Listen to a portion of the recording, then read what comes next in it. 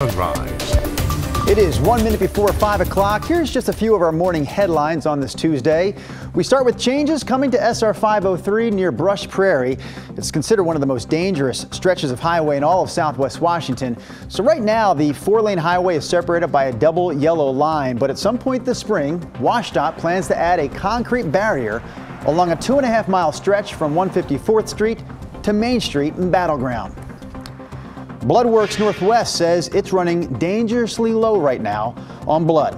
A lot of people have backed out of donating blood recently because of coronavirus concerns. Bloodworks is hoping people in Oregon and Southwest Washington both step up because they say 60% of the community's blood supply is currently in jeopardy. And here's one more headline for you as we get into the 5 o'clock hour. Federal, county, and city leaders will all meet in Pendleton to discuss the recovery plan after last month's floods.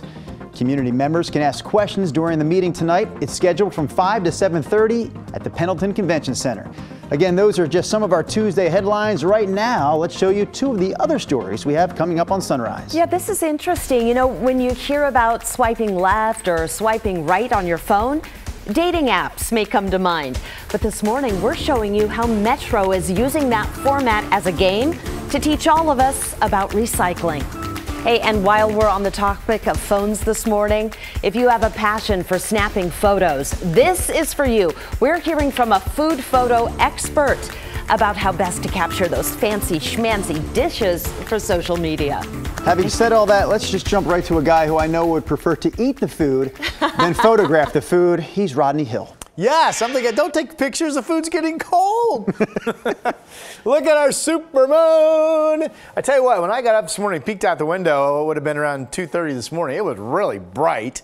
And of course, that's the magic of the supermoon. It is on its way down, but look for this in the western sky over the next, hour or so as it makes its way down. We do have beautifully clear skies. Our bus stop, like yesterday, a frosty start for most of you. Sunny skies, 47 at lunchtime. We will start to see some cloudiness, but not until late today going into tonight. 56 degrees when the kids get out of school. Stick around. My 7-day forecast. Potentially record lows at night, potentially record low high temperatures during the day. All right. We will stick around for that, Rodney Hill. Thank you very much, my friend. We're also tracking the latest news right now about the coronavirus with a closer look at some of the people who have died from the virus. NBC shared these stats. It looked at 167 coronavirus deaths from the U.S. and around the world. Of those people, 128 were 65 and older. Only 8 were under 35. NBC was only able to look at the health history for 116 of those cases, but almost all of those people had underlying health conditions. So focusing on that vulnerable population is a big part of how the Oregon Health Authority says it plans to deal with the virus. With no vaccine and no treatment, we have two goals right now. The first is to slow the spread of the virus enough to keep our health systems running so they can offer life-saving care to those who need it when they need it. Number two is we need to protect the elderly and the medically fragile because it is increasingly clear that these individuals are at high risk of serious complications and death. Here in Oregon, we only know of 14 confirmed cases. Over in Washington, there are 160 cases and 22 people have died. Lots of people are hoping the markets can recover this morning after Wall Street saw its biggest one-day drop yesterday since 2008. In just about 90 minutes, the opening bell will ring, but we were keeping an eye on the Asian markets overnight, and there were no major drops. Several benchmarks gained more than 1% after President Trump said he'll ask Congress for a tax cut and make some other quick moves to ease investor anxiety. Oil prices also appear to be bouncing back from a record-setting fall. That is setting up a better picture on the futures board. There's a live look. It's projecting close to a 1,000-point gain at the opening bell. We'll be checking back throughout the morning. So with all the uncertainty that we're seeing recently on Wall Street, we know you have lots of questions about your retirement savings and investments. So coming up this morning at 6:30, Brent Petty, president of Northwest Capital Management, will join us here live in studio. He's going to be answering your questions. Send them to us right now. Just text them to the number on your screen. It's 503-226-5111. Meanwhile, all across the country, major events have been canceled or adjusted because of the coronavirus. And that includes the always huge St. Patrick's Day parade in Boston. The city decided to cancel the parade this year. Last year, more than 100 people, 100 million people, that is, definitely more than 100 million people showed up for the parade. But there are 41 cases of coronavirus in Massachusetts right now, and the mayor says they're canceling the event this year in an effort to help keep people healthy. Meanwhile, in Ireland, all of the country's St. Patrick's Day parades have also been canceled. Concerns over the coronavirus now influencing major professional sports leagues. The National Basketball Association, the National Hockey League, Major League Baseball, Major League Soccer, they are all banning locker room access, for the time being anyway, to members of the media. Reporters will still be able to talk to players outside of the locker room, but get this, even in that situation, they must now stay 6 feet away from the players when talking to them.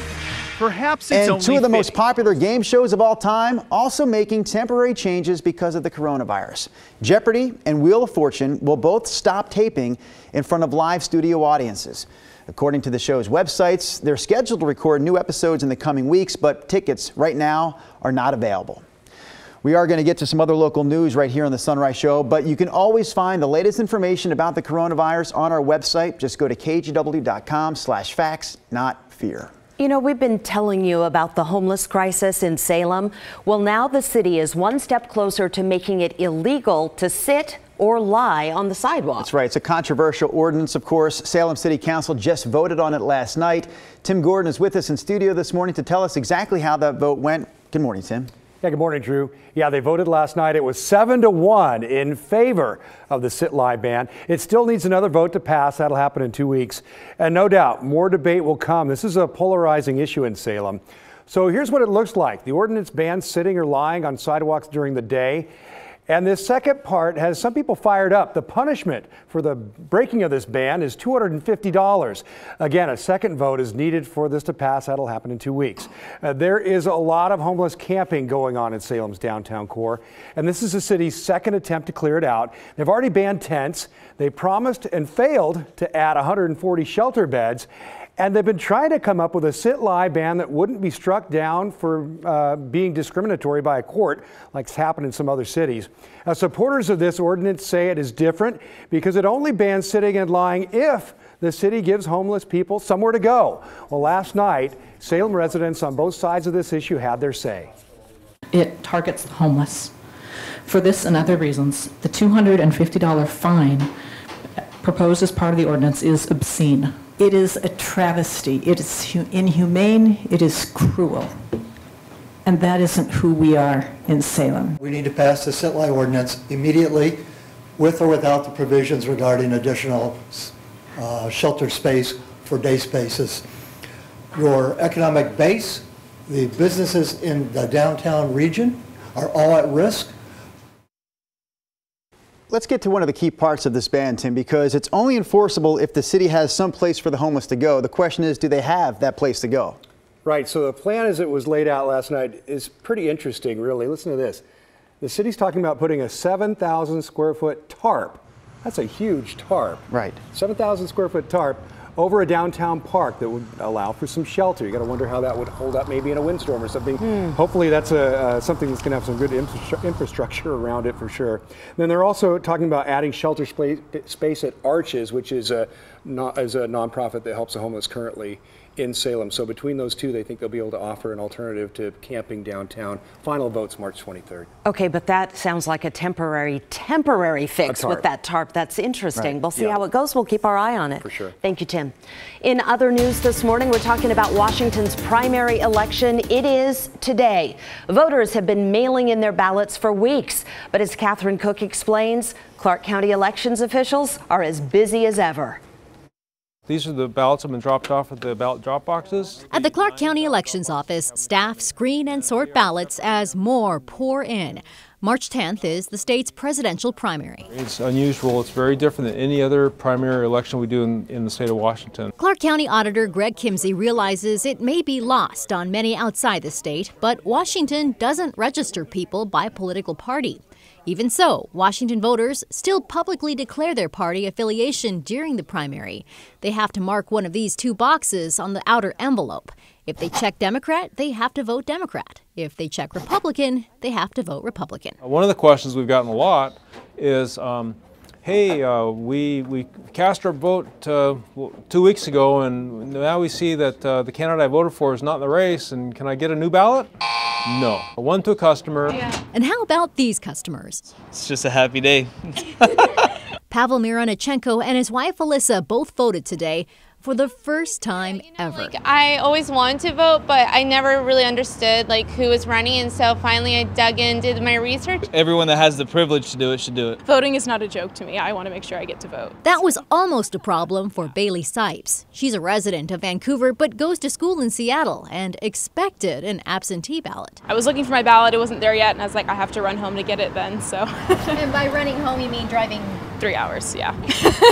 Like I said, it's not a joke. You got to make sure you get to vote. Side note, Bailey School is closed due to coronavirus, which brings us back to elections headquarters and a request. Are asking people to not lick their envelopes, to use a sponge or a wet towel. If you can't drop off your ballot in person, you still have time to mail it.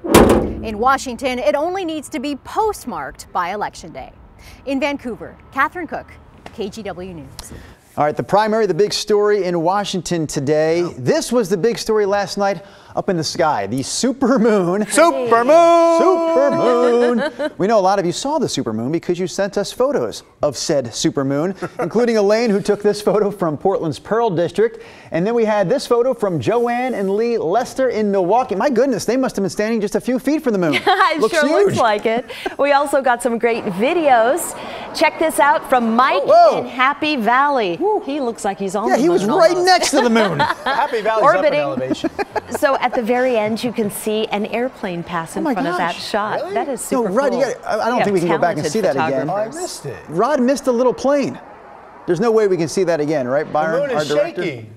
Because look, you see how big the moon was there, Rod? It was like this big, right? Yes. And then the plane that flew through the moon. Yeah, we get it. Thank you. We get it. I swear it was like this tiny. It was like this It small. was a Cessna. I get it.